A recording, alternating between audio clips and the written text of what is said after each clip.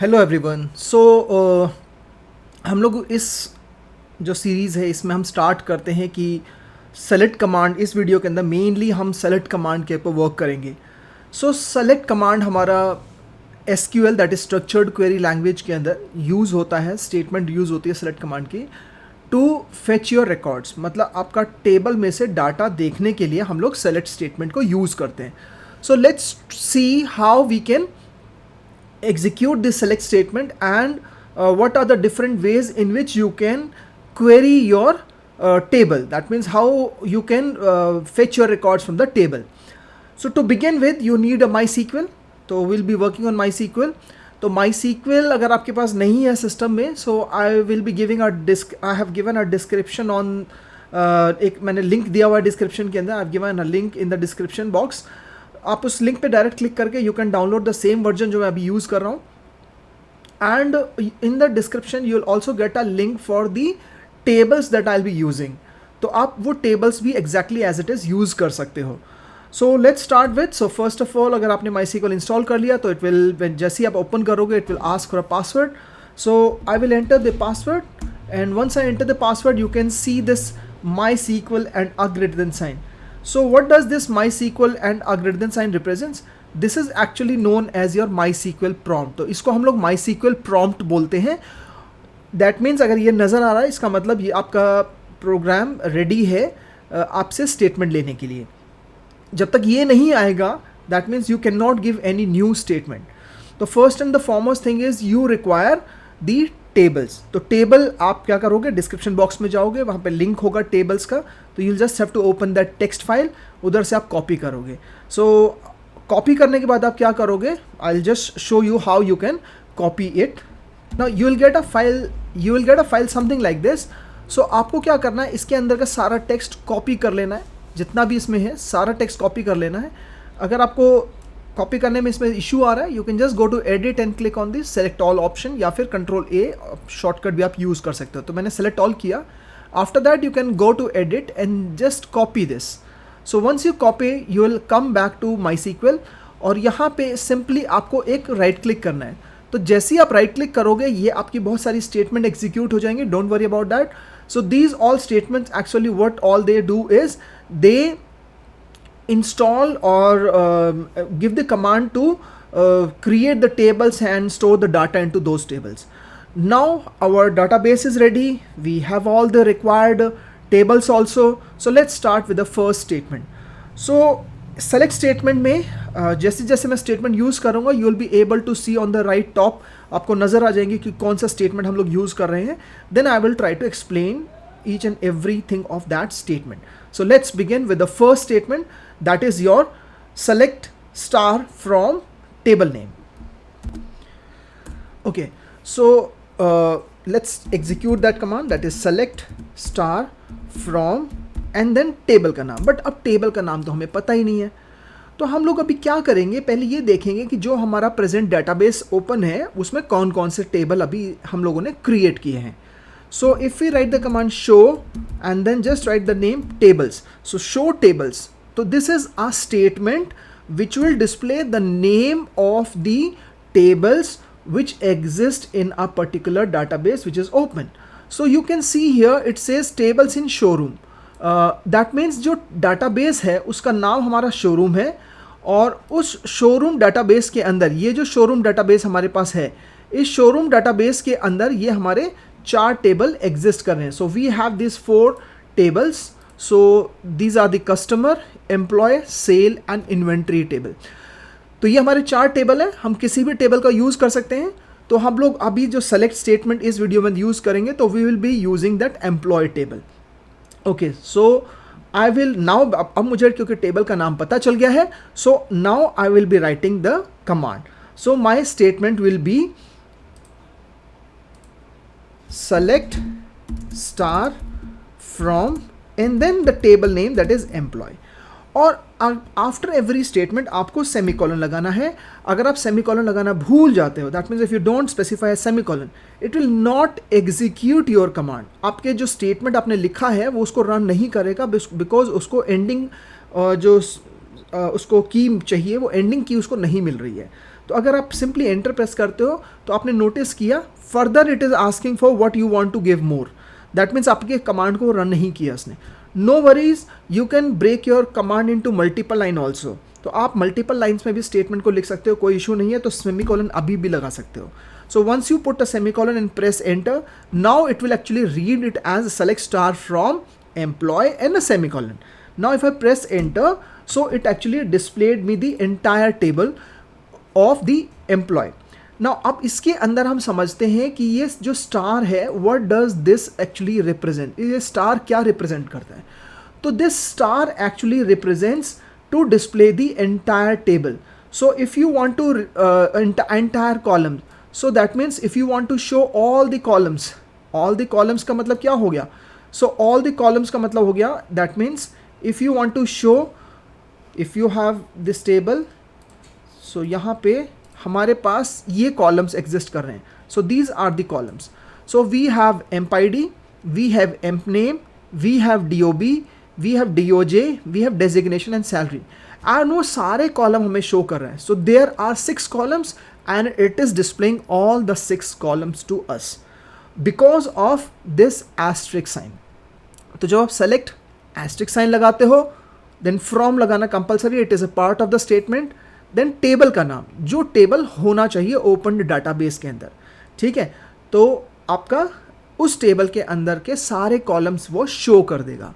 अभी हम लोगों ने रिकॉर्ड के लिए कुछ स्टेटमेंट नहीं लगाया है, फिल्टरिंग नहीं लगाया है, तो it is displaying entire table with all the records and all the columns. तो आपके जो ये नीचे शो कर रहा है, these are your columns. So these are your columns, ये जितने भी हैं हमारे 7 column, sorry these are your records. So these are your 7 records. और जो ऊपर पिंक लाइन में मैंने एनक्लोज किए हैं, so these are your columns. So it is displaying all the 6 columns and 7 records. Okay, so now you know star means to display all columns. Okay, let's move on to the next statement. Okay, so the next statement is, what if I don't want to show all my columns? मेरे पास 6 column है, लेकिन मैं 6 column की जगह I just want to show my employee name. मुझे सिर्फ employ का नाम देखना है. I want to show the employee name, I want to show the, let's take the date of birth, and I want to show the salary. मुझे ये 3 column देखने हैं. 3 या 2 कॉलम भी आप देख सकते हो, कोई इशू नहीं है. आप 4 कॉलम भी देख सकते हो, मतलब सारे कॉलम नहीं देखने हैं, लेकिन कुछ उसमें से गिने चुने कॉलम्स आपको देखने हैं. उस केस में आप एस्ट्रिक साइन नहीं लगाओगे. उसके लिए आप क्या करोगे, you will be writing here select, और सेलेक्ट के बाद उन कॉलम के नाम लिखोगे जो आप शो करना चाहते हो. So for example I want to show emp name, ठीक है. After that put a comma here. Comma के बाद आपको ये बताना है कि सेकंड आपको जो कॉलम दिखाना है वो कॉलम कौन सा शो करना है, second column. So the second column that I want to show is the date of birth, so I will write DOB. Third, I want to show the salary. So जो column आपको show करने हैं वो column के नाम लिखेंगे. That means अब हम लोगों ने यहाँ पे क्या किया, हम लोगों ने एस्ट्रिक नहीं लगाया स्टार के बाद, ठीक है. So we have not put an asterisk sign here. So अब यहाँ पे हम लोगों ने एस्ट्रिक की जगह उन कॉलम के नाम लिखे हैं और उन कॉलम के हर 2 कॉलम के नाम के बीच में कॉमा लगाया है. ये सेकेंड हमारी स्टेटमेंट आ जाती है. जब हम स्टार लगाएंगे तो सारे कॉलम दिखाएगा, स्टार नहीं लगाएंगे, सिर्फ कॉलम के नाम लिखेंगे जो हमें शो करने हैं, तो उन कॉलम के नाम हम लोग लिखेंगे. After that what you'll have to do is you have to write the word from, ठीक है, that is a part of the statement. और टेबल का नाम तो कंपलसरी है ही है. So that is your employee table. So if you write something like this, select emp name, comma DOB, comma salary from employee. Now it will not display all the 6 columns. Instead of this, it will display only my 3 columns. So if I now press enter, you can see it has only displayed my those columns only जो मैंने select statement में लिखे हैं. Fine. So you can see the emp name, DOB और salary. सिर्फ 3 show किया है, बाकी उसने हाइड कर दिया, मतलब है अवेलेबल एम्प्लॉय टेबल में, लेकिन अभी हमें दिख नहीं रहे हैं, हमें उसने शो नहीं किया है. Okay, so this was our second statement that we have learned in the select command. Let's move on to the third statement. The third statement is, if you want to give a different name to your columns while displaying the output. That is for example अभी हम लोगों ने आपने notice किया कि जैसे हम लोगों ने एम्प नेम यहाँ पे लिखा है, और तो यहाँ पे भी उसने एम्प नेम ही शो किया है। यहाँ पे DOB लिखा है तो यहाँ पे भी उसने DOB ही शो किया है आउटपुट में, और सैलरी लिखा है तो यहाँ पे भी सैलरी शो किया है। But now I don't want DOB, instead of this DOB I want date of birth. मुझे इस DOB की जगह पे डेट ऑफ बर्थ शो करना है। So how we can do that? So to do that what you need to do is you need to use the alias.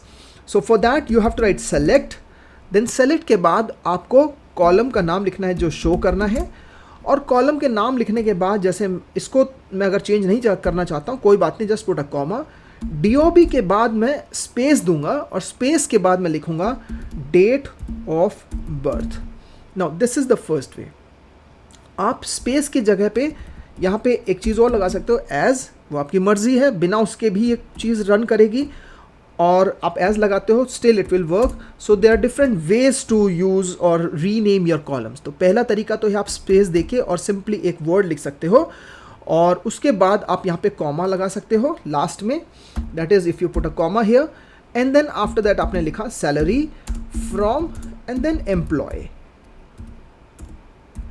Now if I press enter, so now if I press enter, so sorry semicolon लगा के, now if I press enter, so now you can see instead of the DOB, so you can see here instead of this DOB it has shown me the date of birth, that is a new name in the output.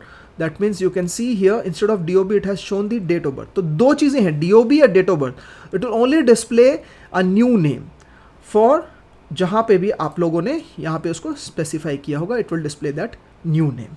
Okay okay, so now एक चीज़ और, अगर हमको यहाँ पे date of birth जो मैंने लिखा है इसमें यहाँ पे स्पेसेस देने होते हैं, डेट के बाद स्पेस होना चाहिए, ऑफ के बाद भी स्पेस होना चाहिए, वन वर्ड नहीं होना चाहिए। अगर आप स्पेसेस के साथ नाम शो करना चाहते हो, you can still show the name using दो स्पेसेस। उसके लिए आपको क्या करना है, उसके लिए आपको यहाँ पे जो डेट ऑफ बर्थ लिखा है आप स्पेसेस दे सकते हो, लेकिन फिर उसके लिए एक चीज़ आपको कंपलसरी हो जाएगी कि यहाँ पे डेट ऑफ बर्थ जो आपने लिखा है you have to enclose this date of birth in double quotes, और you can also enclose it in single quotes. आप सिंगल कोट्स भी लगा सकते हो। सिंगल कोट कैसा होता है मैं आपको दिखा देता हूँ। सो यहाँ पे ये डबल कोट लगाया था, ये आपका सिंगल कोट्स है। So you have to either enclose it in double quotes और you have to enclose it in your single quotes. तो ये आपका कंपलसरी हो जाता है अगर आपके जो न्यू नेम है उसमें स्पेसेस हैं। So if you have spaces you have to enclose it in double quotes और single quotes, that is compulsory, otherwise it is optional, और आप एज करके भी इसको लिख सकते हो, देयर इज नो इशू। और आप एक साथ दो कॉलम के भी नाम चेंज कर सकते हो। जैसे एम्प नेम है, I want to change it as employ name, तो I can use something like employ name. Now if I press enter, okay, now if I press enter, now you can see here that instead of this emp name we have this employee name जो double coat में mention किया है, and instead of DOB we have date of birth that was enclosed in single quotes। तो आप single quotes भी use कर सकते हो। ये आपने देखा कि यहाँ पे हम लोगों ने जो डेट ऑफ बर्थ है ये सिंगल कोट्स में इनक्लोज किया हुआ है, और ये जो आपका एम्प्लॉय है ये हम लोगों ने डबल कोट्स में इनक्लोज किया। सो you can either enclose it in double quotes और सिंगल कोट्स। अगर स्पेसेस हैं तो कंपलसरी है, नहीं तो आप डायरेक्टली भी कर सकते हो जैसे हम लोगों ने पिछली स्टेटमेंट में लिखा था। Okay fine, so we have learned how to rename our columns while displaying the output. Now let's move on to the next statement. Now our next statement is we can also do calculation on any numeric column. कोई भी numeric column आपका होगा, आप उस numeric column पे calculation कर सकते हो। जैसे कि यहाँ पे आपके पास सैलरी कॉलम है, इस सैलरी कॉलम के ऊपर आपको कुछ परसेंटेज निकालनी है, आपको कुछ स्पेसिफिक अमाउंट और ऐड करना है, या कुछ स्पेसिफिक अमाउंट सब्ट्रैक्ट करना है, या कुछ अमाउंट आपको डिवाइड करना है।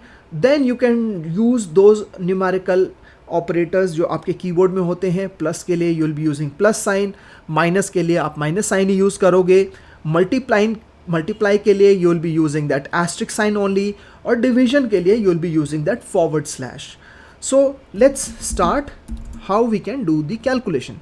Let's say I want to show the emp name, और एम्प नेम के साथ मेरी जो सैलरी है मैं उसका 10% निकालना चाहता हूँ। तो परसेंटेज निकालने के लिए बहुत सिंपल तरीका है, you will multiply it by 10 and then divide it by 100। तो multiply 10 divide by 100, this is how you calculate the percentage. अगर आप 10 को 100 से डिवाइड करते हो तो यू विल गेट 0.10। तो आप डायरेक्ट भी लिख सकते हो 0.10 instead of writing 10/100। So percentage के लिए आप डायरेक्ट कर सकते हो। अदरवाइज आप अगर आपको ये नहीं समझ में आता, you can directly write multiplied by 10 and divided by 100 to calculate a percentage. तो अब ये 10% निकाल लेगा सैलरी का, और फिर आपको फ्रॉम लिखना है और employee, that is the table name, that is compulsory. तो सेलेक्ट फ्रॉम टेबल नेम ये तो कंपलसरी है ही है। सेलेक्ट और फ्रॉम के बीच में बताना है आप क्या शो करना चाहते हो। स्टार ऑल कॉलम्स, कॉलम के नाम लिखोगे वही कॉलम दिखाएगा, कॉलम के नाम लिखोगे उनका नेम चेंज कर सकते हो, दैट इज यूजिंग एलियस, ठीक है। Then you can also do calculation on any numeric column using plus, minus, multiply, divide signs. So now if I press enter, so that means जो हमारी salary column था उसका इसने 10% calculate कर लिया है। So for every employee it has calculated individual 10% for all the employees. That means जैसे रुशील था तो यहाँ पे 25,550 अमाउंट था, तो उसका 10% 2,555 अमाउंट बन गया। Okay, so this is how you can even do calculation, ठीक है। आप नॉर्मल सैलरी कॉलम भी दिखा सकते हो साथ साथ इसके। तो that is you can write select emp name comma salary multiplied by 0.10। अगर 5% निकालना होता है it would have been written as 0.05। Okay, तो पॉइंट के बाद 2 डिजिट लिखोगे आप, और वो 2 डिजिट रिप्रेजेंट करेगा आप कितनी परसेंटेज कैलकुलेट करना चाहते हो। देन फ्रॉम और टेबल का नाम। तो अब इसमें क्या हुआ, हम वो पहले हमें एम्प्लॉय नेम शो करेगा, देन सैलरी शो करेगा, फिर सैलरी का 5% शो करेगा। Now if I press enter, so it will display the emp name, that means जो हम लोगों ने यहाँ पे मेंशन किया था emp name, it has displayed me the salary and also the calculation of 5% of the salary. So जो हम सेलेक्ट और फ्रॉम के बीच में लिखेंगे उसके बेसिस पे वो हमें आउटपुट शो करता है, वो कॉलम्स हमें शो करता है। तो सेलेक्ट और फ्रॉम के बीच में एक तरह से वो कॉलम्स क्रिएट करता है कि क्या क्या हमें शो करना है। Okay, so now the next will move on to the next statement. So the next statement is for that first of all I will show you the entire table. तो मैं आपको पहले पूरा टेबल शो करता हूँ, उसके बाद मैं आपको समझाऊंगा नेक्स्ट स्टेटमेंट क्या है। So let's C, let's select star from employ. तो इससे हमें सारे कॉलम ये इसने शो कर दिए। नाउ इन सारे कॉलम्स के अंदर अगर आपको स्पेसिफिक एक कॉलम में से अलग अलग वैल्यूज फेच करनी है विदाउट रिपीटिशंस, मतलब you have to show different values in a particular column, कि उस कॉलम में अलग अलग कौन कौन सी वैल्यूज एग्जिस्ट कर रही हैं, एंटर्ड हैं। तो in that case, that is यहाँ पे अगर हम डेजिग्नेशन टेबल लेते हैं और डेजिग्नेशन कॉलम लेते हैं, और उस डेजिग्नेशन कॉलम में हमारे पास ये वैल्यूज़ हैं, इसके अंदर कौन कौन सी अलग अलग डेजिग्नेशंस हैं। So you can find out those designation. So we have first the salesman. तो अगर आप यहाँ पे देखोगे, ठीक है, तो यहाँ पे सबसे पहले हमारे पास सेल्समैन है, उसके बाद सेल्समैन के बाद we have the peon, then peon के बाद we have receptionist. That means salesman एक ही बार लेना है, रिपीट नहीं करना। तो हमारे पास 3 डेजिग्नेशंस एंटर्ड हैं एम्प्लॉय टेबल में। So if you want to view distinct values is values without repetitions. So if you have to see what are the different values in one single column, तो you will be using this particular statement. तो कैसे आपको statement लिखनी है, you will be writing select के बाद आपको लिखना है distinct, और distinct के बाद आप space देके कॉलम का नाम लिख सकते हो, या फिर इस कॉलम को आप ब्रैकेट्स में इनक्लोज कर सकते हो, जिनको हम पैरेंथेसिस बोलते हैं। तो आप यहाँ पे इसको पैरेंथेसिस के अंदर भी एनक्लोज कर सकते हो। तो both are your valid statements. So select distinct, parenthesis के अंदर डेजिग्नेशन, और फ्रॉम, और फिर उसके बाद टेबल का नाम, दैट इज एम्प्लॉय। तो if you execute this statement, it will show only 3 values, that is salesman, peon and receptionist. So let's execute the statement, and now you can see it has only displayed us the different values, or we can say the distinct values from a particular column. और वो एक ही column से हम use कर सकते हैं। जब हम डिस्टिंक्ट यूज़ कर रहे हैं तो you have to specify only 1 single column, आप मल्टीपल कॉलम्स यूज़ नहीं कर सकते हो, ठीक है। So this was our distinct clause use करके हम कैसे डिफरेंट वैल्यूज को फेच कर सकते हैं। Let's move on to the next statement. Now अभी तक हमारी जितनी स्टेटमेंट्स थी, we have actually worked upon only between select और फ्रॉम के बीच में हम लोगों ने मैनिपुलेशन किया था। Now the command that will be learning now will be your filter और क्राइटेरिया या फिर कंडीशंस कैसे हम लगा सकते हैं। I will show you the entire table first, and then उसमें से फिर मैं आपको समझाता हूँ और एक एग्जाम्पल आपको बताता हूँ कि फ़िल्टरिंग कहाँ पे आप डेली लाइफ में यूज़ करते हो। लेट्स से आप फ्लिपकार्ट पे गए और फ्लिपकार्ट पे आपको शर्ट परचेज़ करनी है। व्हेन यू परचेज शर्ट, तो आपने शर्ट्स उधर ऊपर सर्च किया तो वो सारी शर्ट्स उसने शो कर दी। तो आपने क्या किया, फ़िल्टर पे गए, फ़िल्टर पे आपने बोला साइज़ मीडियम। नाउ उसने फ़िल्टर कर देगा तो वो सिर्फ आपको मीडियम साइज शर्ट्स शो करेगा और बाकी जो शर्ट्स हैं वो उनको हाइड कर देगा।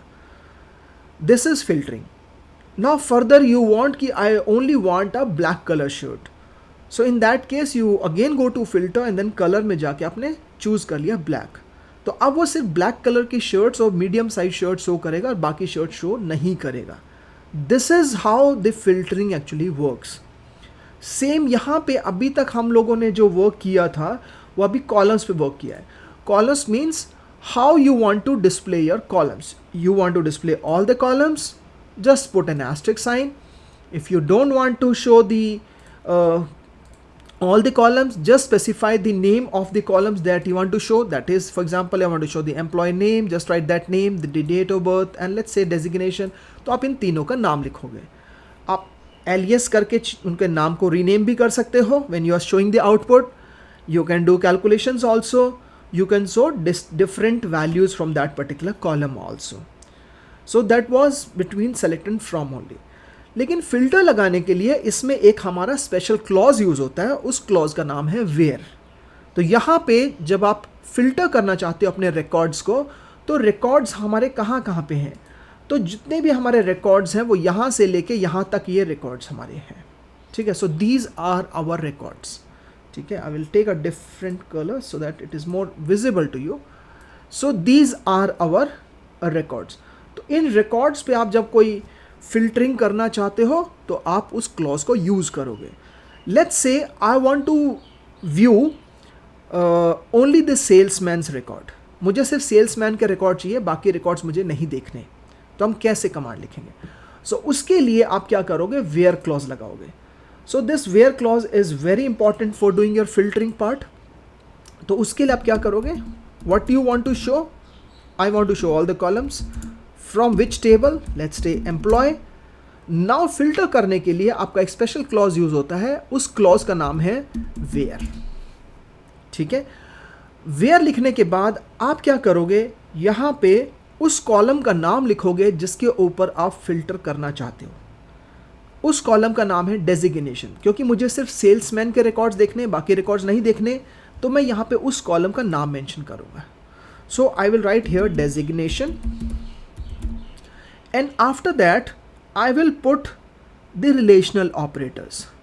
Now there are 6 relational operators. So we have these 6 relational operators. That is, we can use an equal sign, we can use a less than sign. Less than क्यों इसको बोलते हैं, क्योंकि जब आप कोई भी चीज़ पढ़ते हो तो लेफ्ट साइड से रीड करते हो। सो जब आप लेफ्ट साइड से रीड करते हो तो यहाँ पे देखो आपने बोला select star from employ where designation ना, उसकी तरफ अगर उसका मुंह बंद है, ठीक है, आपके जो एंगुलर ब्रैकेट आपने लगाया हुआ है लेस देन साइन, तो उसका मुंह बंद है तो उसको बोलेंगे less than, designation less than and then a value. Similarly, we have a greater than sign, we have less than equal to sign, we have greater than equal to sign, and we also have a not equal to sign.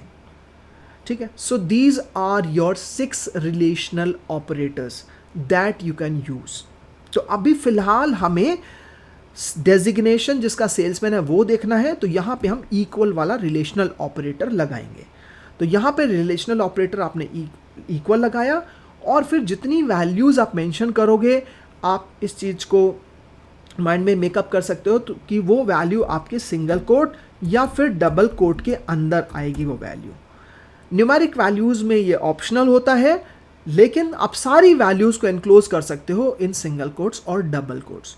So I will enclose the designation in this double quotes. So let's take salesman, और कैसे भी small capital को ऐसे भी लिखो क्योंकि माईसीक्वल आपकी case sensitive language नहीं है. ओके, सो यहाँ पे इक्वल करके सेल्समैन आपने लिखा और सेल सेमीकोलन दिया. तो अब हम लोगों ने क्या किया, एक फिल्टर लगा दिया कि भाई जिसका डेजिग्नेशन सेल्समैन है मुझे सिर्फ वो रिकॉर्ड दिखाओ, बाकी रिकॉर्ड हाइड कर दो, मुझे नहीं देखने. So now it will display only those records whose designation is salesman. So now if I press enter, so you can see only 5 records have been displayed to you. So these 5 records are basically your salesman's record. So you can see these 5 rows. So ये पांचों जो records ने show किए हैं, these 5 records have the designation as salesman. आप जैसे relational operator आप right side में देख रहे हो कि वहाँ पे लिखे हुए हैं equal, less than, greater than, less than equal to, greater than equal to, not equal to. तो यहाँ पे स्पेसिफिकली डेजिग्नेशन के लिए तो या इक्वल लगा सकते हो या not equal, less than, greater then वगैरह आप जहाँ पे नंबर्स होंगे, जहाँ पे डेट होंगी, वहाँ पे यूज़ कर सकते हो. लेट्स ट्राई टू सी कि अगर मुझे सेल्समैन वाले रिकॉर्ड छोड़ के बाकी सारे रिकॉर्ड्स देखने हैं तो हम कैसे करेंगे. तो उसके लिए आप क्या करोगे, आपने जो ऊपर स्टेटमेंट लिखा है, ठीक है, आप वही सेम स्टेटमेंट यहाँ पे लिखोगे और उसके बाद यहाँ पे जो आपने इक्वल साइन दिया था, इस इक्वल की जगह पे you will be putting not equal to sign. ठीक है, सो यहाँ पे आपको instead of that equal sign यहाँ पे आपको नॉट इक्वल लगाना है. सो ये आपने नॉट इक्वल साइन लगा दिया. नॉट इक्वल लगाने के बाद अगर आप अपने स्टेटमेंट को रन करते हो, then in that case it will execute your statement जहाँ पे डेजिग्नेशन सेल्समैन नहीं है. Okay fine, let's try to see less than, greater than, equal to. ये साइन भी हम लोग देख लेते हैं. उसके लिए आप या तो डेट वाले कॉलम पे वर्क कर सकते हो या numeric value that is salary पे वर्क कर सकते हो. तो लेट्स ट्राई टू सी कि I want to see the employees whose salary is more than 30,000. तो मैंने बोला वेयर, किस कॉलम पे फिल्टर लगा रहे हैं, सैलरी पे. उसके बाद आपने बोला ग्रेटर देन. अगर आप इक्वल लगाते हो इसका मतलब अगर किसी की सैलरी 30,000 है उसका भी वो रिकॉर्ड शो कर देगा. अगर इक्वल नहीं लगाते हो यहाँ पे तो दैट मीन्स जिसकी सैलरी 30,000 होगी वो रिकॉर्ड शो नहीं होगा, 30,000 से ज़्यादा वाला रिकॉर्ड शो होगा. और यहाँ पे एक चीज़ बच्चे गलती करते हैं, वो यहाँ पे कॉमा लगा देते हैं. हमारे इंडियन न्यूमेरिक फॉर्मेट के अंदर हम लोग नॉर्मली इसी तरीके से वैल्यूज़ को लिखते हैं. This is wrong. यहाँ पे जब आप नंबर्स लिख रहे हो, don't put any formatting, don't put commas. हाँ, आप पॉइंट लगा सकते हो अगर पॉइंट है कुछ, जैसे for example point 15, this is valid, आप पॉइंट लगा सकते हो, बट कॉमा नहीं. तो यहाँ पे हम लोगों ने बोला ग्रेटर देन, इक्वल टू हमने बोला जिसकी सैलरी 30,000 है वो भी शो कर दे, and a semicolon. So now if I press enter, so here we have 3 employees जिनकी सैलरी 30,000 या 30,000 से ज़्यादा है. Okay, so this is how you can use your relational operators. Fine. Okay, now let's see the usage of the logical operators. हमारे logical operators हम तब use करते हैं जब हमें 2 या 2 से ज़्यादा conditions लगानी होती हैं. जैसे कि फ़िल्टर मैंने बताया था आपको, फ्लिपकार्ट पे अगर हमें फ़िल्टरिंग करनी है तो हमें शर्ट परचेज़ करनी है, तो हम लोगों ने पहले साइज़ सेट किया कि okay I want the middle, आपका क्या कहते हैं, मीडियम साइज़ शर्ट चाहिए। तो मीडियम साइज़ शर्ट हमारा एक कंडीशन है। उसके बाद हमने बोला कि भाई हमें जो कलर चाहिए वो ब्लैक कलर की शर्ट चाहिए। So that means this is your second filter. सो अगर आप दो या दो से ज़्यादा कंडीशंस या फिल्टर्स लगाना चाहते हो अपने कमांड में, तो उस केस में आप लॉजिकल ऑपरेटर यूज़ करोगे, एंड या फिर और। ठीक है, यहाँ पे अभी जो हमारा वेयर क्लॉज है, where clause is used for the filter और for to specify the condition. Where आपका एक ही बार यूज़ होगा, so it will only be used once. आपका एक सेलेक्ट कमांड में एक ही वेयर आ सकता है, एक ही फ्रॉम, एक ही सेलेक्ट। आप मल्टीपल टाइम्स वेयर नहीं लगा सकते। तो वेयर के बाद आप कंडीशंस को जोड़ने के लिए, अगर मल्टीपल कंडीशंस हैं उनको जोड़ने के लिए या तो आप एंड का इस्तेमाल करोगे या फिर और का यूज़ करोगे। So let's try to see the usage of and first. Now I want to view with regards to this employee table. So first of all I will show you the entire table. Let's say select star from employee. So this is my entire table.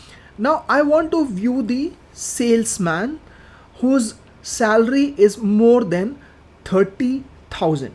मतलब उन salesman के record को मैं देखना चाहता हूँ जिनकी salary 30,000 से ज़्यादा है। अगर अब दो कंडीशन इसमें आपके फिल्टर लग गए, पहला डेजिग्नेशन सेल्समैन होना चाहिए, दूसरा सैलरी 30,000 से ज़्यादा होनी चाहिए। तो जब आप दो फिल्टर्स एक साथ लगाना चाहते हो, दो कंडीशंस, दो क्राइटेरिया एक साथ लगाना चाहते हो, then you will be using and. So that is, if I use select star from employ, we will use something like where designation equal to salesman. उसके बाद यहाँ पे आप लिखोगे एंड, अगर दूसरी इसमें कंडीशन या फिल्टर ऐड करना है आपको। आप AND पूरा लिख सकते हो या डबल एम्परसेंड साइन भी लगा सकते हो, both of them are valid in your select command. तो यहाँ पे हमने डबल एम्परसेंड साइन लगाया और लिखा salary more than 30,000। So more than है, not equal to, that means जिसकी सैलरी 30,000 से ज़्यादा होगी। अगर किसी की 30,000 तो वो रिकॉर्ड शो नहीं करेगा। ठीक है, एन ए सेमीकोलन। तो अगर आप दो या दो से ज़्यादा कंडीशंस को ज्वाइन करना चाहते हो, in that case you use this double ampersand sign या फिर AND भी आप लिख सकते हो। ठीक है, so now if I press enter, so now you can see there are 3 salesman whose salary is more than 30,000। तो ये 3 सेल्समैन हैं जिनकी सैलरी 30,000 से ज़्यादा है। So both of them condition satisfy हो रही हैं, तो उनके लिए ये आउटपुट आपका शो करेगा। Now let's try to see the usage of or हम तब यूज़ करते हैं जब एक ही कॉलम के ऊपर अगर आपको दो फिल्टर्स लगाने हैं। जैसे कि फ्लिपकार्ट का अगेन एग्जांपल लेते हैं कि आप शर्ट परचेज़ कर रहे हो। अब शर्ट के अंदर आपने बोला साइज़ मीडियम, ओके, देन आपने बोला कलर ब्लैक, ओके, बट अगर आप चाहते हो कि कलर वाइट वाली शर्ट्स भी मुझे देखनी है, वाइट या फिर ब्लैक हो, तो नाउ यहाँ पे कलर के लिए दो वैल्यूज़ आप बोल रहे हो। सेम चीज़ के लिए कलर के लिए दो वैल्यूज़, ब्लैक या फिर वाइट। तो उसी तरीके से जब एक ही कॉलम पे आप मल्टीपल वैल्यूज़ के ऊपर कंडीशन लगाना चाहते हो, देन यू यूज़ एन और।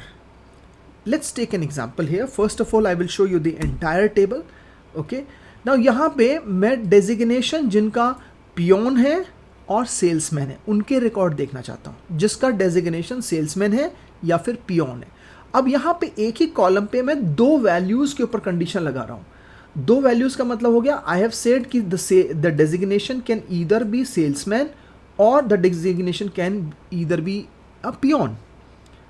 तो अगर एक ही होता तो I would have written designation equal to salesman, but यहाँ पे मैं एक ही कॉलम के ऊपर दो वैल्यूज़ के बेसिस पे रिकॉर्ड्स फेच करना चाहता हूँ, maybe 3 maybe 4। In that case you will be using or. So how will be using or, let's try to see that. So जब आप और यूज़ करते हो तो उसमें आप लिखोगे select star from employ, then condition लगाने के लिए वेयर लगाओगे, then you will write designation equal to, and then after that again double quotes या सिंगल कोट्स में, बिकॉज वैल्यूज़ आपकी जो है वो कंपलसरी हैं, इसमें आएंगी except numeric values. So designation आपकी इक्वल लगा के डबल कोट्स में आपने उसको एनक्लोज कर दिया. Then after that put a space and then write or. आप और लिख सकते हो या फिर आप पाइप सिंबल भी यूज़ कर सकते हो. So you can either use a pipe or you can use और.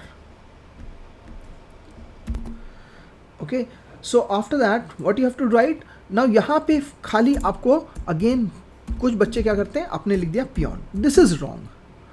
आप जब कंडीशन ज्वाइन कर रहे हो तो आपको पूरी कंडीशन लिखनी होगी. You will have to write again or designation equal to peon. अब मेरे से गलती से एंटर प्रेस हो गया, मैं नीचे आ गया, कोई बात नहीं. I can continue writing my statement because that is not an end of my command जब तक मैं सेमीकोलन नहीं लगाऊंगा. So select star from employ where designation is equal to salesman. Pipe symbol कहाँ से आएंगे. आप कीबोर्ड अगर आप देखोगे तो कीबोर्ड में एंटर के ऊपर एक की होता है जो आपका बैक स्लैश होता है, उसके ऊपर एक की आपको नज़र आएगा. ठीक है, so that is your pipe. So 2 बार उसको लगाना है. देन आफ्टर दैट अगेन पूरी कंडीशन लिखनी है, डेजिग्नेशन इक्वल टू पियोन. अगर और किसी और डेजिग्नेशन के लिए भी वैल्यूज फेच करनी है तो आप फिर से और लगाओगे and then after that again designation equal to. But right now I only want to fetch the records of salesman as well as peon. Now put the semicolon and now press enter. So अब इसने designation column के अंदर जितने भी peon और salesman हैं तो वो रिकॉर्ड इसने हमें फेच करके और शो कर दिया. So you can see all the salesman and peon have been displayed to me. So this is the usage of or. Let's move on to the next statement.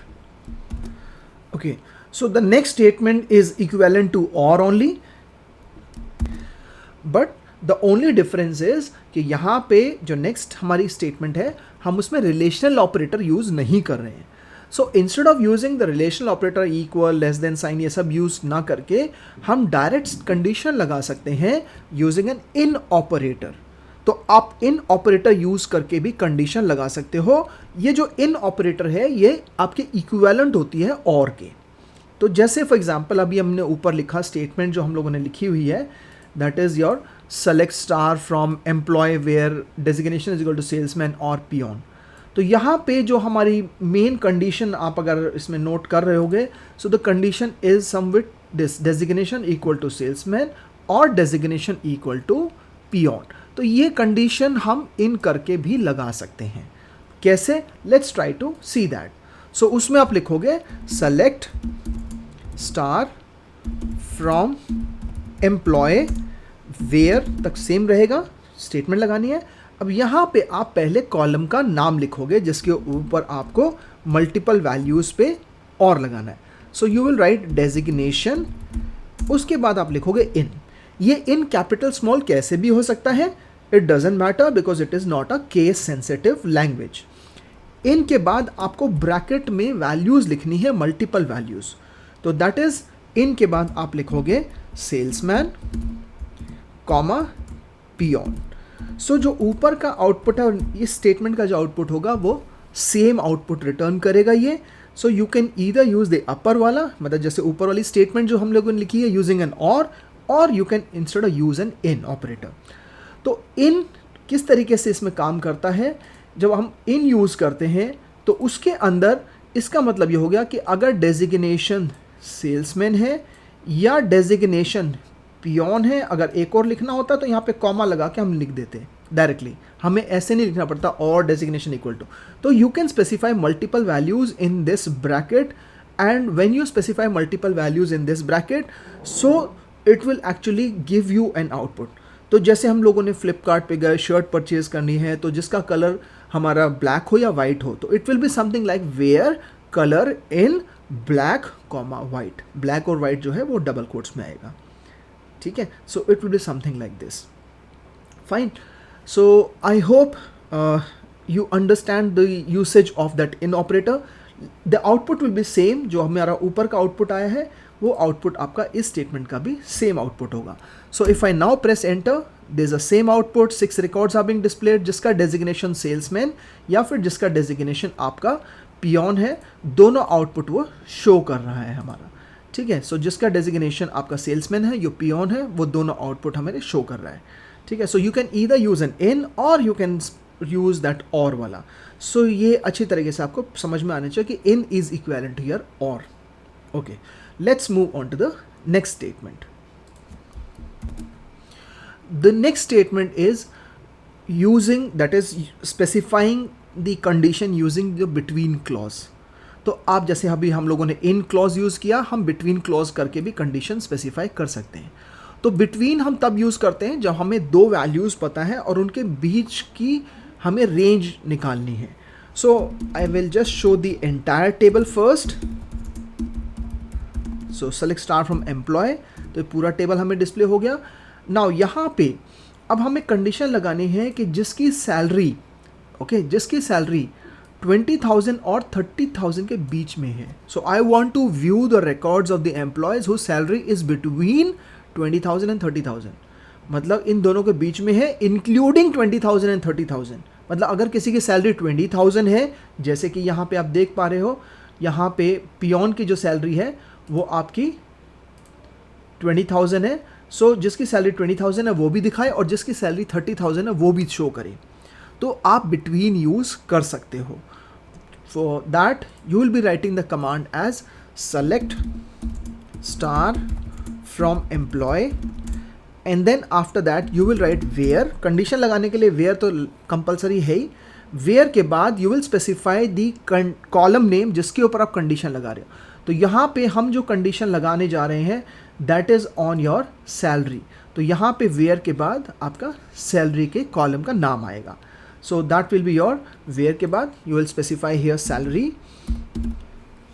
And then after that salary you will use between.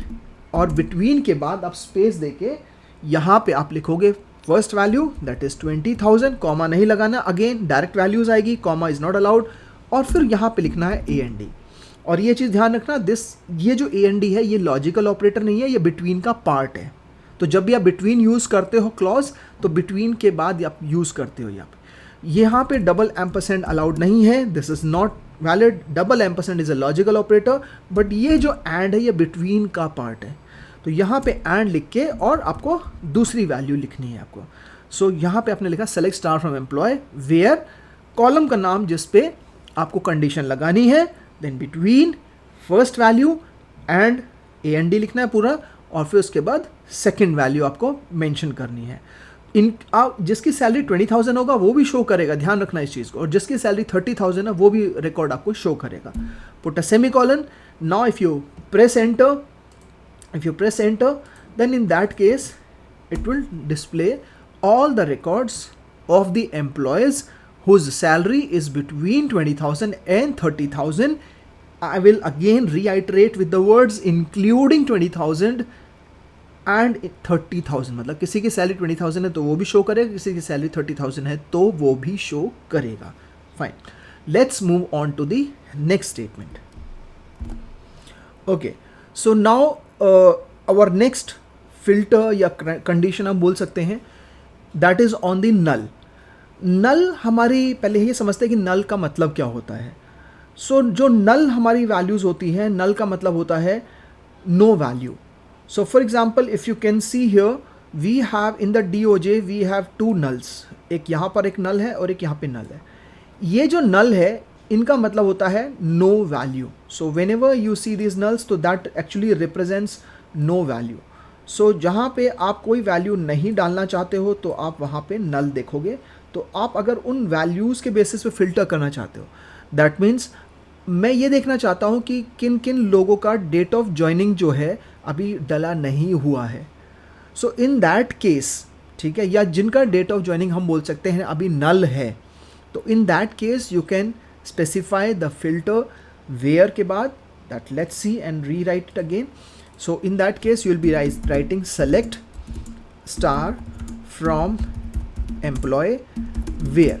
Now जिस column पे आपको नल values fetch करनी है, जिसके basis पे नल के basis पे condition लगानी है, फिल्टर लगानी है, आप उस कॉलम का नाम लिखोगे, फिर आप लिखोगे इज़ और नल.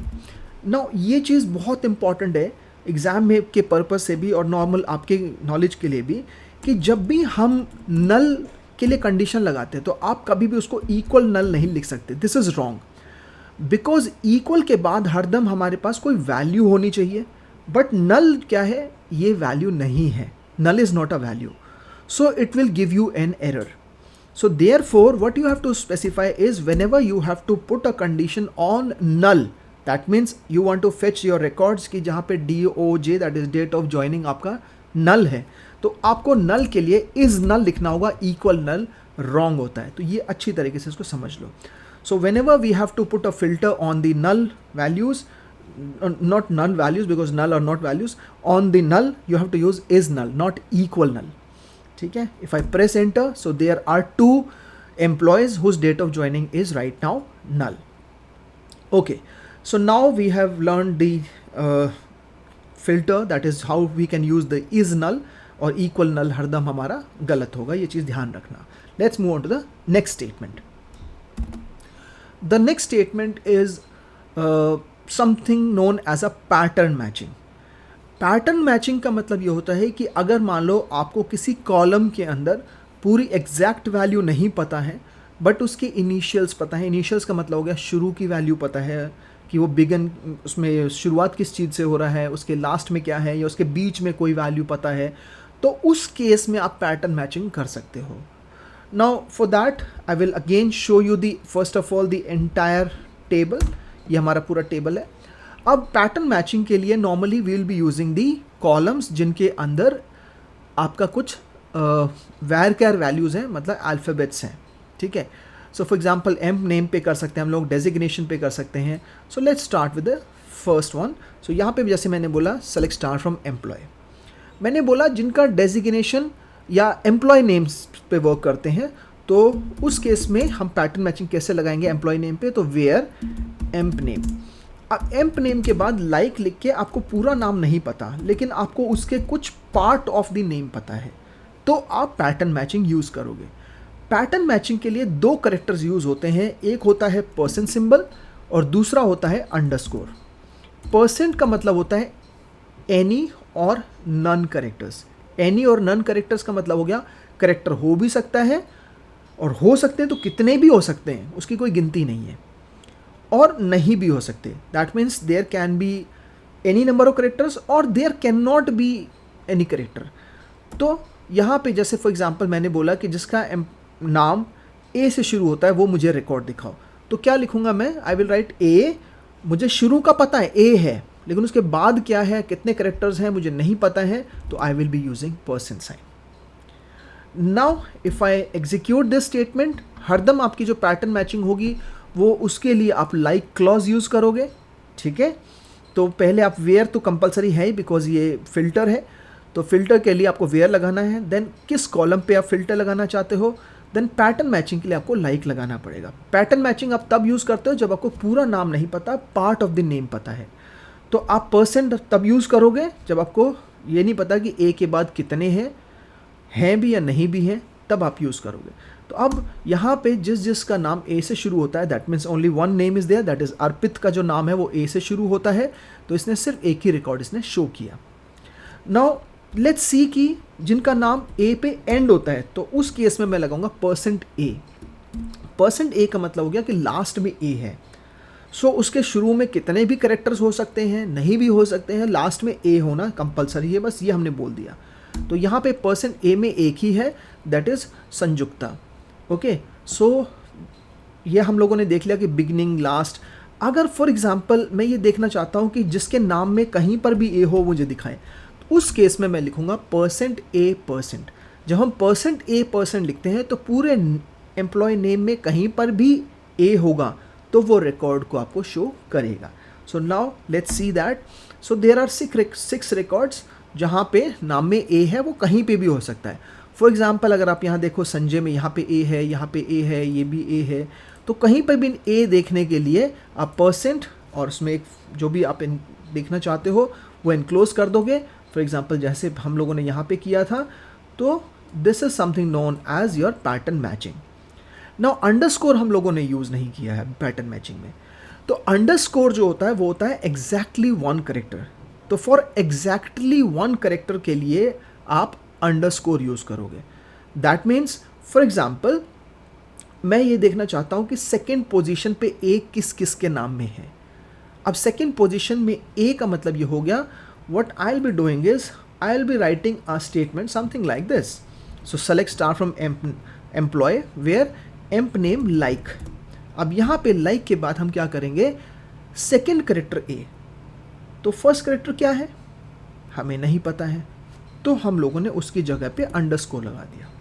अंडरस्कोर का मतलब ये हो गया कि वहाँ पे एक करेक्टर है, पक्का है, कंफर्म्ड है कि वो एक करेक्टर है, तो underscore represents exactly one character, where as percent represents any और नॉन करेक्टर। तो एग्जैक्टली वहाँ पे एक करेक्टर है, उसके बाद ए है, उसके बाद कुछ भी हो सकता है, ठीक है। तो इसका मतलब ये हो गया कि सेकेंड पोजीशन पे जहाँ पे ए होगा वो शो करेगा। So now if I press enter, second position पे ए में 3 रिकॉर्ड्स हैं, संजय में सेकेंड करेक्टर ए है, मयंक में सेकेंड करेक्टर ए है और राजकुमार में सेकेंड करेक्टर ए है। अगर मैं कुछ इस तरीके से करना चाहता हूँ कि थर्ड करेक्टर ए हो, सेकेंड ना हो के थर्ड हो, तो उस केस में हम क्या करेंगे यहाँ पे, उस केस में we will be using underscore a percent. तो यहाँ पे लग एक ही रहा है बट यहाँ पे 2 अंडरस्कोर्स हैं, सो 2 underscore then A and then after that the percent sign. So this represents the third character A. तो थर्ड करेक्टर ए में जहाँ पे आपके आउटपुट में ये आ जाए एम्प्टी सेट, इसका मतलब एक भी ऐसा एम्प्लॉय नहीं है, एरर नहीं है कमांड में, लेकिन ऐसा एक भी एम्प्लॉय नहीं है जिसके थर्ड पोजीशन में ए हो। Got it. नाउ लेट्स सी, उसका बस एक और देखते हैं इसको रिलेटेड टू अंडरस्कोर, ठीक है। Now I want to view the records जिसका सेकेंड लास्ट ए हो। तो अब सेकेंड लास्ट में ए का मतलब हो गया कि भाई शुरू में कुछ भी हो सकता है। अब उसके बाद सेकेंड लास्ट में ए है और लास्ट में कुछ है, तभी तो ये सेकेंड लास्ट बनेगा। अगर हम ये कर देंगे तो इट बिकम्स कि लास्ट में ए है, लेकिन सेकेंड लास्ट ए का मतलब ए के बाद लास्ट में कोई एक करेक्टर है, वो हमें नहीं पता क्या है, तो दिस रिप्रेजेंट सेकेंड लास्ट में ए है। Now if I press enter, so second last में A you can see it is in Sanjay, second last में ए है, जोहर सेकेंड लास्ट में ए है और राजकुमार में सेकेंड लास्ट में ए है, करेक्टर है। So this is how you can use a pattern matching, बहुत इंपॉर्टेंट है पैटर्न मैचिंग, ठीक है। Now we have completed the pattern matching. Let's move on to the last and the next statement. Now this last statement जो है, ये आपने जितनी statements अभी पढ़ी हैं, that is you have learned about like, in, between and null. तो ये इनके ऊपर अगर आपको निगेट करना है, मतलब इन statements क्या उल्टा आउटपुट चाहिए, तो उस केस में आप नॉट यूज़ कर सकते हो।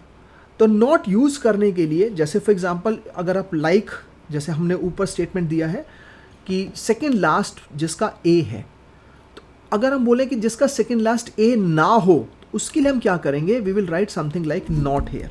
तो यहाँ पे हम लोग एम्प नेम के बाद यहाँ पे नॉट लिख देंगे।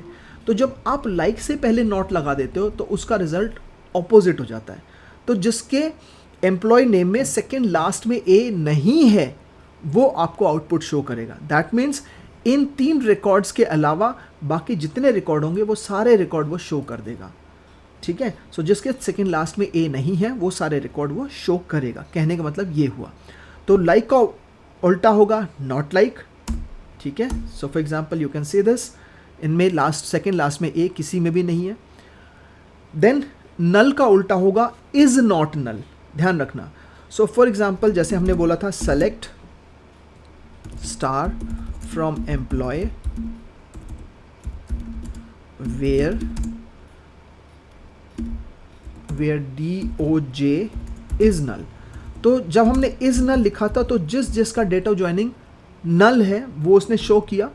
अगर हम चाहते हैं कि जिसका डेट ऑफ ज्वाइनिंग नल नहीं है तो वो शो करो, तो उसके लिए आप लिखोगे इज के बाद आप लोग लिखोगे नॉट नल, ठीक है। मतलब नॉट पहले, इज से पहले नहीं लगाना, इज के बाद नॉट लगाना है। So this is how you can create an opposite of null. तो इज नल का ऑपोजिट हो गया इज नॉट नल, लाइक का ऑपोजिट हो गया नॉट लाइक, ठीक है। ये एंटर किया तो जिसका डेट ऑफ ज्वाइनिंग नल नहीं है, so you can see here जिन जिनका डेट ऑफ ज्वाइनिंग नल नहीं है वो रिकॉर्ड शो कर दिया, तो यहाँ पे जिनके अंदर मतलब वैल्यू डली हुई है वो रिकॉर्ड शो कर दिया। और यहाँ पे इज नल के केस में जिन जिनका नल था वो इसने रिकॉर्ड शो किया था। ठीक है, so this is a difference between is null and is not null. Okay, now next statement is basically your so we have seen the opposite of is null, we have seen the opposite of like, the opposite of in is not in। जैसे हम लोगों ने बोला select star from employee where designation in, और उसके बाद मैंने बोला सेल्समैन। तो जिन जिनका डेजिग्नेशन सेल्समैन है वो रिकॉर्ड शो करेगा, लेकिन अगर मैं चाहता हूँ जिनका डेजिग्नेशन सेल्समैन नहीं है वो शो करे, तो उस केस में what we can do is in से पहले हम लगा देंगे नॉट इन, तो इन का ऑपोजिट हो जाता है नॉट इन। ठीक है, so when we write when designation not in salesman, तो जिनका डेजिग्नेशन सेल्समैन नहीं है वो आउटपुट शो करेगा आपको। सिमिलरली बिटवीन का ऑपोजिट है नॉट बिटवीन, तो जैसे हम लोगों ने कमांड दिया था select star from employ where salary between 20,000 and 30,000, तो जिस जिसकी सैलरी 20,000 और 30,000 के बीच में थी वो इसने शो कर दिया था, including 20,000 and 30,000। You can see that अगर हम चाहते हैं जिनकी सैलरी 20,000 और 30,000 के बीच में नहीं है, मतलब या तो 30,000 से ज़्यादा है या 20,000 से कम है, वो मुझे शो करना है, तो उस केस में आप इसका ऑपोजिट कर सकते हो by just writing not between 20,000 and 30,000। सो आपका बिटवीन का ऑपोजिट है नॉट बिटवीन, इन का ऑपोजिट है नॉट इन, लाइक का ऑपोजिट है नॉट लाइक, लेकिन इज नल का ऑपोजिट है इज नॉट नल। ठीक है, so we have seen the opposite of all these commands. Fine, so let's move on. हमारी जो फिल्टर था, वेयर क्लॉज को यूज़ करने का तरीका था, वो कंप्लीट हो चुका है। Now in the next statement will be learning about how we can arrange our records either in ascending order और डिसेंडिंग ऑर्डर। नाउ सॉर्टिंग करने के लिए again I will first of all show you the entire table. Okay, so let's see select star from employ, so this is my entire table. अभी हमने जब table देखा तो ये किसी भी ऑर्डर में अरेंज कर देता है। जनरली जो आपका प्राइमरी की कॉलम है उसके बेसिस पे इसको ये अरेंज करता है।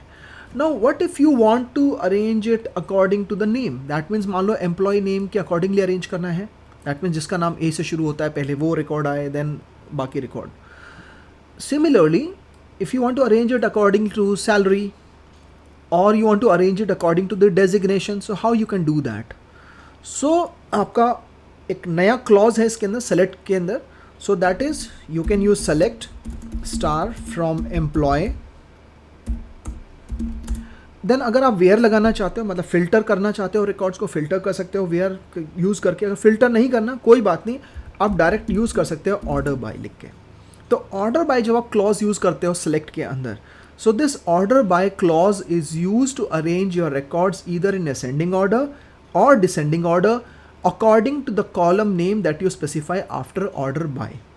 order by के बाद जो आप कॉलम का नाम यहाँ लिखोगे, ठीक है, उसके अकॉर्डिंगली ये आपके असेंडिंग या डिसेंडिंग ऑर्डर में रिकॉर्ड्स को शो करेगा। जैसे मुझे employ name wise ascending order में चाहिए तो you will write order by emp name, simple. Ascending के लिए आपको और कुछ लिखने की ज़रूरत नहीं है, simply write amp name and a semicolon. Now if you press enter, so you can see here जो आपका एम्प्लॉय नेम वाइज है ये अरेंज हो गया, रिकॉर्ड्स अल्फ़ाबेटिकल ऑर्डर में अरेंज हो गया। ठीक है, आप दो या दो से ज़्यादा कॉलम भी यूज़ कर सकते हो ऑर्डर बाय में। दैट मीन्स जहाँ पे आपने जैसे यूज़ किया ऑर्डर बाय और अभी एक ही कॉलम का नाम दिया एम्प नेम, आप दो कॉलम का नाम भी दे सकते हो। तो अब जब दो कॉलम का नाम देते हो तो उससे क्या फ़र्क पड़ता है, let's try to understand that. So for example उसके लिए मैं आपको दूसरे तरीके का एक स्टेटमेंट लिख के दिखाता हूँ, फिर आपको मैं समझाऊँगा। सो for example select star from employ order bye, मैंने बोला डेजिग्नेशन, या लेट्स टेक एम्प नेम ही लेते हैं, ठीक है, कॉमा सैलरी। तो मैंने दो कॉलम लिख दिए। आप ऊपर का आउटपुट देख लो, that means Arpit, Mayank, Rajkumar, Rushel, Sanjay, Sanjukta and Johar. और अब इसका आउटपुट हम लोग देखते हैं। I don't think there is any change, कोई फ़र्क नहीं पड़ा। तो ये मतलब 2 देने से और सिंगल देने से क्या आपका एक्चुअल में काम करता है, तो उसकी पहले वर्किंग समझते हैं कि जब आप 2 कॉलम का नाम देते हो तो वो कैसे वर्क करता है। जब 2 कॉलम का नाम स्पेसिफाई करते हो, that means you have specified 2 column names here, that is amp name and salary. So first what it does is it arranges your records on the basis of the emp name. तो पहले वो amp name पे जाएगा और इसके ascending order में records को arrange करेगा।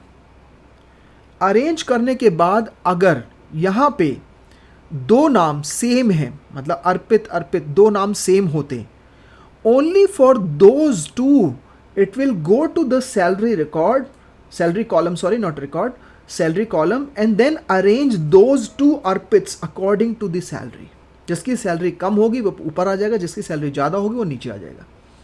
लेकिन यहाँ पे फिलहाल एम्प नेम में ऐसा कोई भी नाम नहीं है जो रिपीट हो रहा हो, तो that is why it never went to the salary column to arrange your records. Now अगर आपको ये चीज़ समझ में आ गई होगी तो हम क्या करते हैं, हम अरेंज करते हैं अपने रिकॉर्ड्स को according to designation. Because designation में आप नोट करोगे कि आपकी सैलरी जो डेजिग्नेशंस हैं वो कॉमन हैं, ठीक है। So let's try to see what if we arrange our records according to designation. तो मैंने लिखा select star from employ, order by के बाद यहाँ पे instead of name I specified designation. Designation के बाद मैंने लिखा emp name. Now what it will do is it will first of all arrange your records in ascending order of the designation. जिनका designation same होगा then it will go to the emp name and arrange those designation with the same designation according to their alphabetical name. ठीक है, तो अब इस case में work करेगा। तो alphabetical order में पहले उसने arrange किया according to what the designation। तो designation में अगर आप देखोगे तो सबसे पहले उसने पियोन मिला। अब पियोन कितने हैं, एक ही है, इससे कोई फ़र्क नहीं पड़ेगा क्योंकि एम्प नेम पे वो जाएगा ही नहीं। तो पहले उसने डेजिग्नेशन के अकॉर्डिंगली अरेंज किया तो उसको पियोन मिला, पियोन के लिए वो एम्प नेम पे नहीं गया क्योंकि एक ही पियोन है। फिर उसने रिसेप्शनिस्ट को लगाया अल्फ़ाबेटिकल ऑर्डर में, पी के बाद आर आता है, ठीक है, मतलब अल्फ़ाबेटिकल ऑर्डर के अंदर। तो उसने रिसेप्शनिस्ट लगा दिया, रिसेप्शनिस्ट भी एक ही है तो वो एम्प नेम पे नहीं गया। फिर उसके बाद उसने क्या किया, सेल्समैन को एक साथ लगा दिया। अब सेल्समैन एक से ज़्यादा हैं यहाँ पे। अब क्योंकि सेल्समैन एक से ज़्यादा हैं तो वो क्या करेगा, ये जो नाम है इनको, ये जितने रिकॉर्ड हैं सेल्समैन के, इनको ये इन अल्फ़ाबेटिकल ऑर्डर में लगा दिया। दैट मीन्स पहले अर्पित का रिकॉर्ड आ गया सेल्समैन वाले डेजिग्नेशन के लिए, फिर मयंक का, फिर राजकुमार का, रुशेल का एंड संजय का। तो दैट मीन्स जिनका डेजिग्नेशन सेम होगा, जिनका डेजिग्नेशन सेम होगा उनके लिए ही, जिनका डेजिग्नेशन सेम होगा उनके लिए ही वो एम्प नेम के कॉलम पे जाके और उनको अरेंज करेगा। So this is how the 2 order by में जब आप 2 या 2 से ज़्यादा कॉलम देते हो तो first it arranges according to the first column, उसमें अगर कॉमन वैल्यूज़ हैं then it goes to the next column and then after that उसी ग्रुप के अंदर वो आपस में उनको अरेंज कर देगा अकॉर्डिंग टू असेंडिंग और डिसेंडिंग ऑर्डर। अभी आपने नोटिस किया सारे असेंडिंग ऑर्डर में शो कर रहा है। What if you want to show it in descending order, तो डिसेंडिंग ऑर्डर के लिए आपको कुछ ज़्यादा कुछ नहीं करना, बस कॉलम के नाम के बाद एक वर्ड ऐड कर देना, DSC। Let's see that. So DSC के यूज़ करने के लिए कैसे आप यूज़ करोगे, you will be writing select star from employ order bye. जैसे मान लो डेजिग्नेशन भी मैं डिसेंडिंग ऑर्डर में लगाना चाहता हूँ, बस स्पेस देके आपको DSC लिखना है। एम्प्लॉय नेम को भी मैं डिसेंडिंग में लगाना चाहता हूँ, स्पेस देके आपको DSC वर्ड लिखना है। तो जब आप स्पेस देके कॉलम के नाम के बाद DSC वर्ड लगा देते हो तो दैट रिप्रेजेंट्स की first of all arrange it according to the designation descending order, और जिनका डेजिग्नेशन सेम होगा then it will go to the emp name और फिर उसके बाद उनको वो आपस में अरेंज करेगा, ठीक है। So now let's see the output. Now you can सी तो सबसे पहले उसने सेल्समैन लगा दिया, पहले पियोन था उल्टा कर दिया उसको, क्योंकि डिसेंडिंग ऑर्डर में हमने बोला था लगाने के लिए। और फिर इसी सेल्समैन के अंदर वो पहले एम्प नेम पे गया, और फिर उसके बाद इन रिकॉर्ड्स को यहाँ पे इतने जो हैं ये आपके, ये इनका सेल्समैन है वाले रिकॉर्ड्स हैं ये, तो इनको इन्होंने डिसेंडिंग ऑर्डर में आपस में लगा दिया, ठीक है। और ये नहीं है कि पूरा बस सिर्फ इन्हीं को चेंज किया, no, the entire record is, मतलब आपका ऊपर नीचे हो जाता है, पूरा का पूरा रिकॉर्ड ऊपर नीचे होगा, ठीक है। अगर ये करेगा तो रिकॉर्ड ही चेंज हो जाएगा पूरा, सो दैट डजंट हैपन।